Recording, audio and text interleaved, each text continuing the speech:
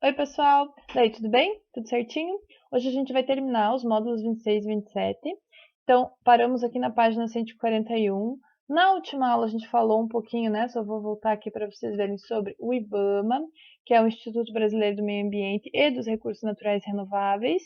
E hoje a gente vai falar sobre o ICMBio, que é o Instituto Chico Mendes de Conservação da Biodiversidade. O ICMBio leva esse nome, né, Instituto Chico Mendes, em homenagem a Francisco Alves Mendes Filho, que foi um seringueiro acreano. Então, Francisco Alves Mendes Filho, mais conhecido como Chico Mendes, foi um ativista, um ambientalista. Ele teve na implantação das primeiras, teve participando, né, na implantação das primeiras reservas extrativistas da região amazônica.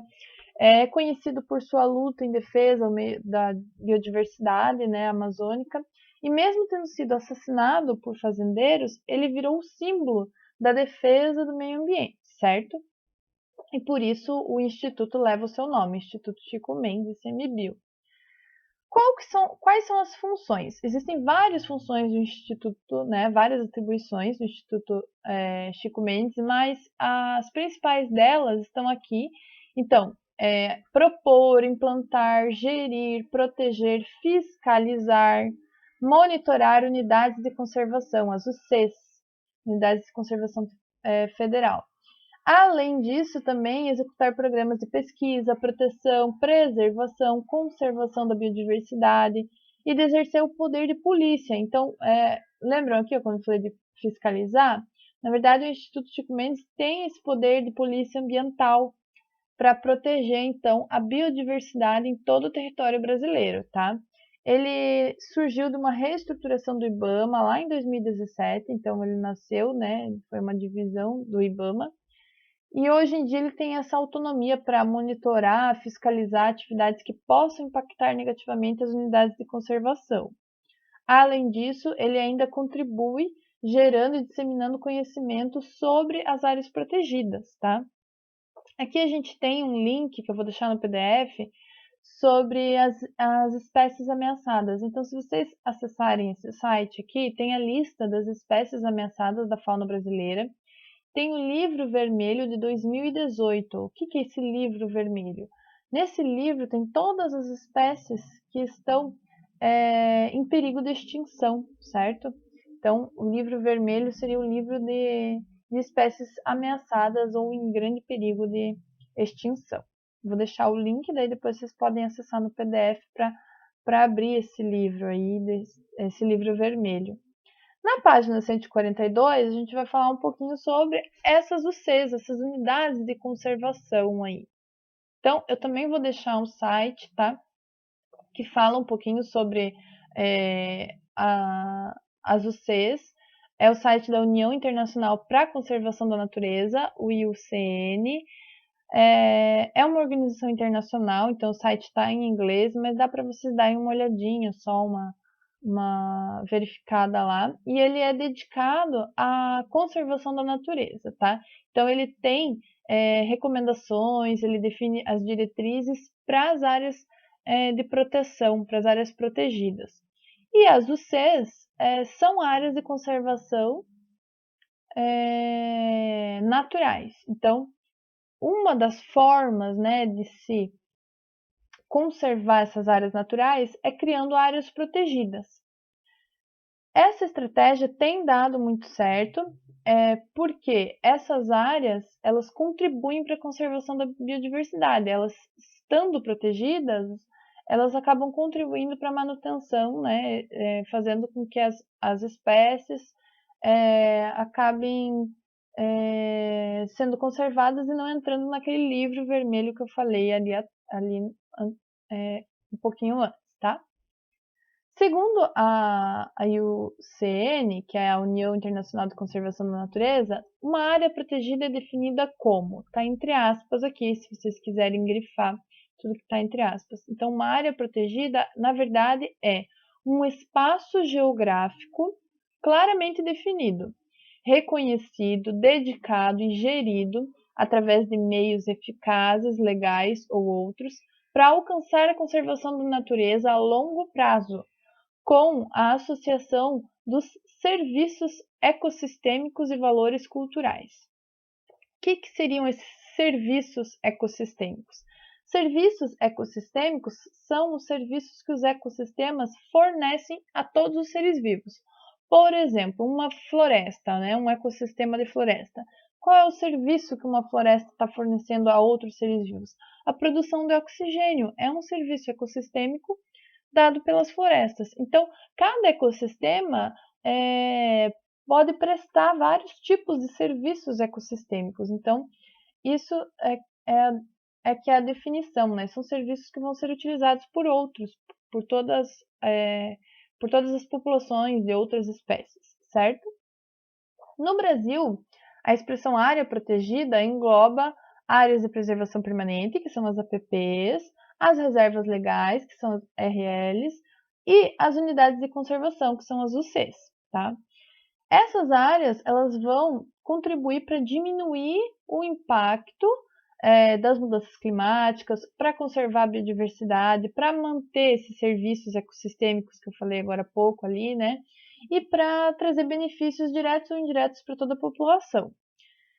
As principais diretrizes que o ICMBio, que é o Instituto Chico Mendes, utiliza estão contidas no Sistema Nacional de Unidade de Conservação, o SNUC, que é uma lei federal, tá? Essa lei, ela define critérios e normas para a implantação das UCs, que são as unidades de conservação.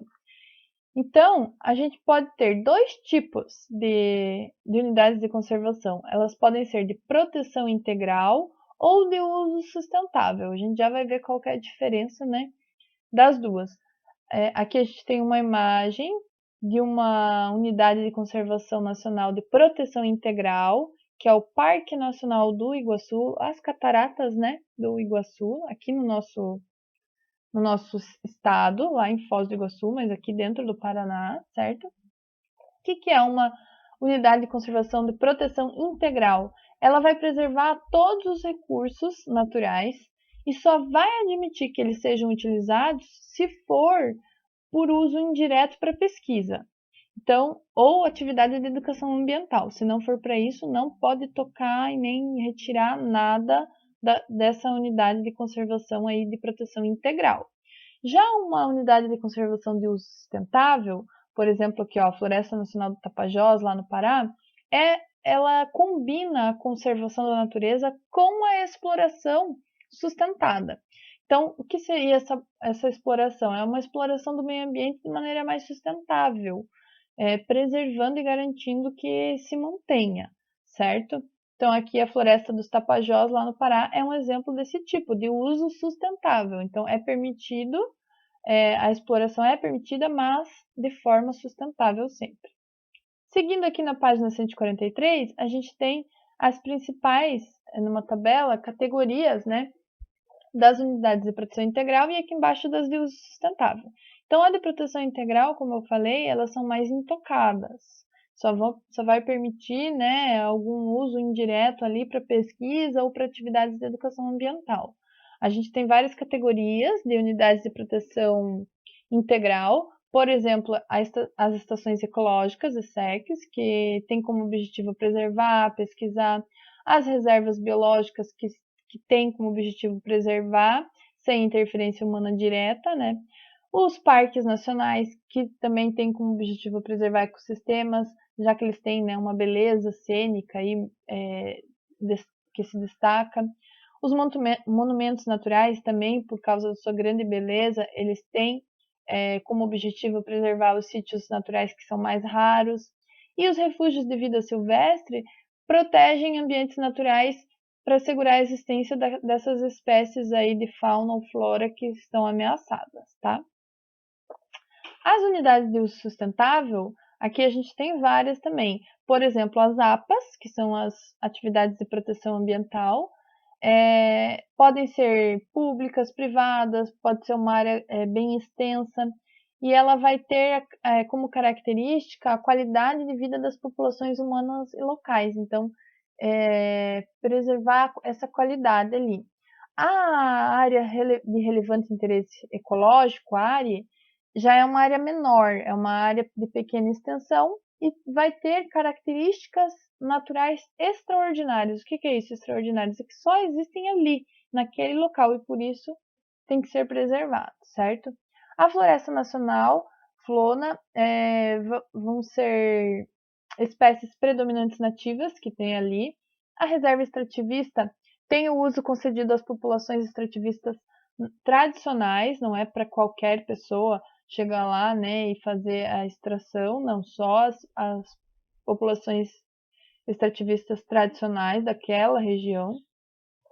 A reserva de fauna vai proteger populações animais, com estudos sobre o manejo econômico mais sustentável ali. A reserva de desenvolvimento sustentável abriga populações tradicionais e ela vai se basear em sistema sustentável de exploração também de seus recursos. E por último, a reserva particular de patrimônio natural é uma área privada que é gravada com perpetuidade, ou seja, que não é para sempre, né? Perpétua é que é para sempre, que não pode ser modificada, certo? Não pode deixar de ser reserva. Apesar de a gente ter falado, né, que as unidades de conservação trazem muitos benefícios, porque acabam protegendo ali a biodiversidade, muitas unidades de conservação, apesar disso, elas estão em declínio. O que é isso? Elas estão sendo prejudicadas por vários fatores, vários problemas. Pode ser por poluição atmosférica, desenvolvimento urbano ao seu redor, atividade de recreação que seja insustentável, visita, né, de pessoas, de grupos que acabam fazendo com que essa área se torne sustentável, extração de recursos florestais, por causa da caça, da pesca, de ocupações ilegais, e também muitas dessas unidades de conservação acabam sendo alvo de conflitos de terra, por causa da reforma agrária e dos latifundiários, né? Então, grandes propriedades, né, de terra, os latifundiários e grupos que lutam pela reforma, que pedem a reforma agrária, acabam tendo como alvo essas unidades de conservação aí, certo? Aqui eu vou deixar também no PDF os parques, todas as unidades de conservação federais, que são geridas pelo ICMBio, estão aqui nesse site, então vocês vão ver lá o nome, os estados, tá? Podem entrar para dar uma pesquisada, por curiosidade, para ver quantos, né? O nosso país é muito grande, então ele tem muitas unidades de conservação. Vocês podem ver todas aqui nesse site. Então aqui, resumindo, todos esses problemas aí podem trazer grandes danos, certo? Aos ecossistemas, à sociedade, aos grupos, né, que dependem dessas áreas, que dependem dos serviços ecossistêmicos que eu falei ali antes. Então, em vista disso, o que a gente tem que fazer? A gente tem que compreender todas as causas e impactos e agir de maneira a acabar com, né, ou minimizar esses impactos, para que essas áreas continuem conseguindo atingir os seus objetivos aí de conservação, certo? Então, pessoal, agora vocês vão fazer os exercícios, tá? De aplicação da página 144 e 145. Os de aplicação só não precisa fazer o 3, porque o 3 está pedindo para fazer uma atividade em grupo e aí não vai precisar, tá? Só pula o número 3. Então, página 144, 145. E os exercícios propostos da 146 e os para conferir da 147. Eu vou deixar tudo marcadinho ali no PDF para vocês não se perderem, tá? Se surgir alguma dúvida durante aí a realização dos exercícios, entrem no fórum do Esponte, digita, deixa sua pergunta lá, que assim que eu puder eu já respondo, tá? Tranquilo? Então acabamos aí os módulos 26 e 27. Tentem fazer os exercícios e na próxima aula eu trago a correção, beleza? Até a próxima aula e bons estudos!